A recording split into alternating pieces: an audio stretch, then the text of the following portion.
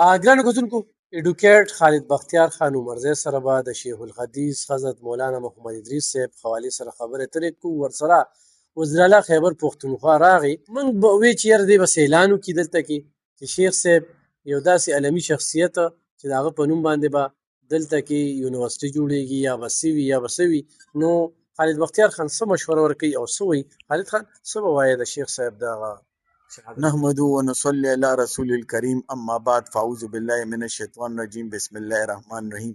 علف خان رورا تا او زمون کتونکو ته السلام علیکم ورحمت الله وبرکاتو. علف خان رورا دا خو ډیر زیاته مطلب دا دی چې د خفګان دغه دی چې کم د 400 فضا دا به ډیره مودې پورې څه ته وایي چې یاره د خفګان دغه وي. خو تاسو چې دا کم سوالونه هم دوه درې دغه وکړل، دا خو د خفګان مقام دی. شیخ صاحب دپاره خو ډېره زیاته ښه شوه، هغې د شهادت مرتبه واغشته، دغه واغشته. خو مونږ خلکو ته 400 والو ته خاص کر د شیخ صاحب کورنۍ ته ټولو ته مونږ یې مطلب دا دی چې په دغه پرېښودو چې د هغې هغه کم خلا ده هغه په څه ته وایي چې ډېر علما پکې داسې کم پیدا کیږي په دې خوره کې، په دې دغه کې چې د هغې کم مقام و مشکله شه چې پور شي. خو څنګه چې تا د انتظامیې ووې، انتظامیې ته زما دا خواست دی چې دلته چې دی ښه میډیکل کالج جوړ کړي، اسپتال جوړ کړي، دارالعلوم جوړ کړي سرکاري سطح ته، او په هغې باندې د شیخ صاحب نوم ولیکي، نو د قوم ته به ډېره لویه فایده او دغه راشي. باقي تاسو وی د امن او امان خبره نه، خو ډېر بدترین دی دغه دی دنیاوي عالمي لحاظ سره هم چې دی مطلب دا دی جنگ شروع دی دغه دی. او نو الله دې رحم وکړي، کم چې دي قاتلان دي هم د حکومت له پکار دي چې زر ته زر ګرفتار کړي دغه کړي.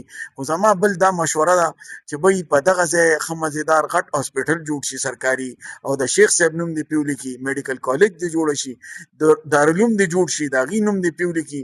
نو دا به د دې قوم دپاره هم ډېره لویه ښېګړه او فایده او دغلته دغه منځو کې چې دا کم مطلب دا دی افغانیان چې ته کم تللی دي هغه ځای هسې هم خالي پروت دی. په کار دا دی کو سرکار دی په خپل دغه جوړ کړي، ښه لوی ځای دی. تا خو کتلي نو دا رزړ وتمانځو منځ کې ډېره لویه علاقه ده، په هغې چې ښه دغه جوړ شو، ښه مضبوط میډیکل کالج، لا کالج، دا خبره ده اسپتال پې جوړېږي، دارالعلوم پې ښه غټ چې دی سرکاري جوړېږي، او د شیخ صاحب نوم دې پې ولیکي. وزیراعلی تقریر نه مطمئن وي چې دغه ځای کې علف خانه خو مطلب دا د خبرې خو زمون ډیر زیات دی، خو چې عملی اقدام وشي، څو شي عملی اقدام وشي چې زمون د قوم ته د بچو ته څه عملی راشي.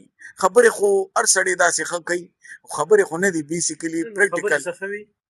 نو خبرې خو تا ته زمانه زیات ښه پته ده. تاسو ما سره ملګري شئ او په بند کمرو کې اجلاسونه کېږي، نو د شیخ صاحب د قاتلانو حوالې سره داسې خبره ونه کړه، آی جي سره ملو شم او ډي آی جي سره ملو شم، ولته مې میټینګ وکړو، دلته مې میټینګ وکړو. علف خان وروره چې د شیخ صاحب دا واقعه وشوه، هغې سره مطلب سیکیورټي ګارډ مو د هغې د حل وزیر اعلی صاحب فریاد کوي، نو د اختیارمند څوک دی؟ په کار دا دی چې بیا دې د اسمبلو نه استعفا ورکړي، قوم کې بیا سم راشي چې وروره موږ سره بېوسه یو، موږ سره اختیار نشته، نو موږ له په کار دا دی چې بی عوامو ته راشو، اختیارمندو له اختیار ورکړي. او که دا نینو د قوم ته د ظاهره کړي چې بی څه وجه ده چې بی د امن نه راځي، دا قربانۍ به هر یو حکومت چې راشي نو زه قرباني ورکوم، زه دغه کومه او امن نه برابرېږي. دا به تر کومې پورې دا حلي. صحیح. ګرانو کتونکو دا و د ایډوکیټ خالد بختیار خان عمرزی خبرې اترې، بیا به ورسره خبرې اترې